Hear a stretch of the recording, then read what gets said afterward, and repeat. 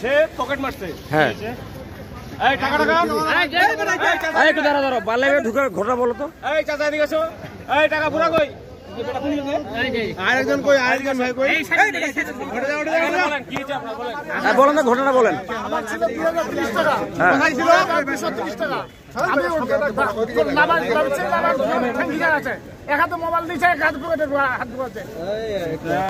মানে আপনার টাকা ছিল কত জোরে বলেন? 2230 টাকা।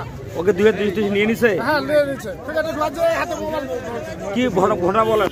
ভাই আমরা আসলাম 4 জন। হ্যাঁ 4 জন আসাতে আমি উঠতেছি, ধাক্কা লাগছি, আর আমার অসুস্থ যে ছিল ও টাকাটা বাড়ি করে নিয়েছে। নিয়ে টাকাটা নিয়ে উনি আমাকে ধরে ফেলছে, আমাকে ধরে দেওয়া উনি উত্তর মানে পালাই গেছে।